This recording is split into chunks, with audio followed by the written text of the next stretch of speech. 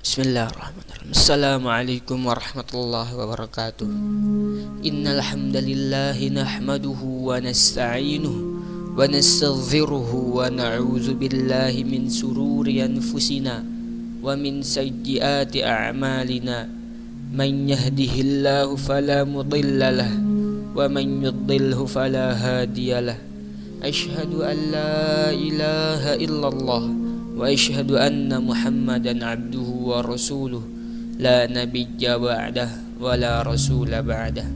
Amma ba'd.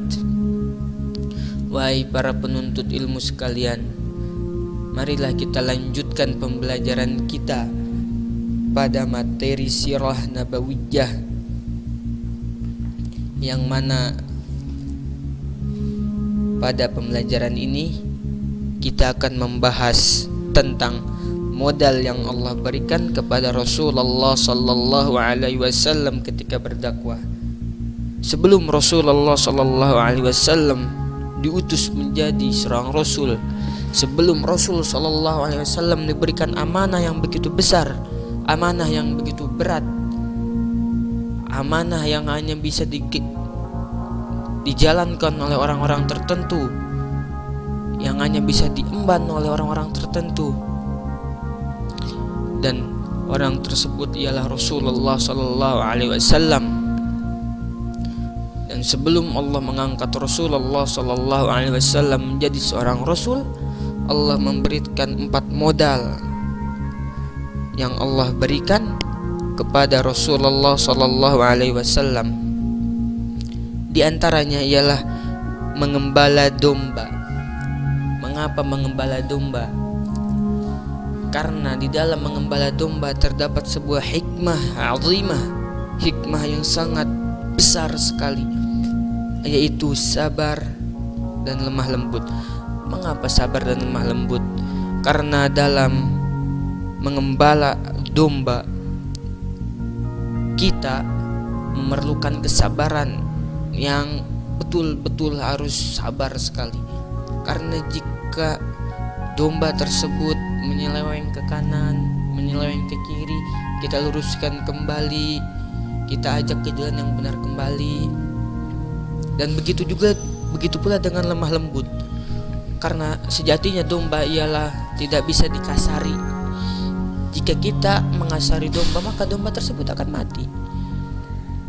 Maka dalam mengembala domba ini terdapat sebuah hikmah sabar dan lemah lembut, dikarenakan ketika domba tersebut menyeleweng, kita meluruskannya kembali dengan cara yang lemah lembut dan tidak bisa memakai kekerasan. Yang kedua ialah berdagang. Rasulullah SAW berdagang sejak umur 12 tahun usianya. Dan dalam berdagang pula terdapat sebuah hikmah azimah, hikmah yang begitu besar, yaitu bernegosiasi. Karena sebelum Rasulullah sallallahu alaihi wasallam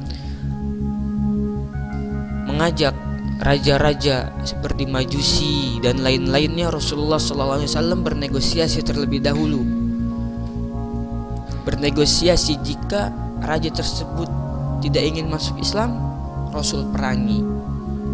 Dan ini juga suatu hikmah besar dalam modal yang Allah berikan kepada Rasul ketika ingin berdakwah. Dan yang ketiga dan keempat yaitu fisik yang baik dan mental yang kuat. Rasulullah sallallahu alaihi wasallam memiliki fisik yang baik, sebagaimana Aisyah radhiyallahu anha pernah berkata, tubuh Rasulullah sallallahu alaihi wasallam atau badan Rasulullah sallallahu alaihi wasallam itu seperti bata yang tertumpuk. Dan mengapa mental yang kuat? Karena dalam berdakwah kita memerlukan mental yang begitu kuat. Dan fisik dan mental ini sesuatu yang penting pula untuk berdakwah.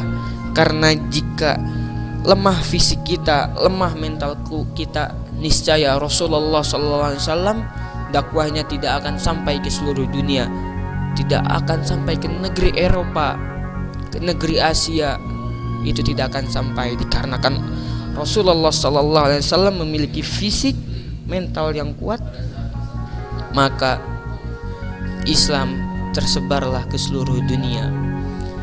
Begitu berat perjuangan Rasulullah sallallahu alaihi wasallam dalam menyebarkan dakwahnya, dalam mengajak umat manusia masuk ke dalam Islam. Begitu berat tugas Rasulullah sallallahu alaihi wasallam. Baiklah, mungkin sekian dari saya. Mohon maaf bila ada salah kata atau ucapan yang tidak berkenan di hati kalian. Syukran. Assalamualaikum warahmatullahi wabarakatuh.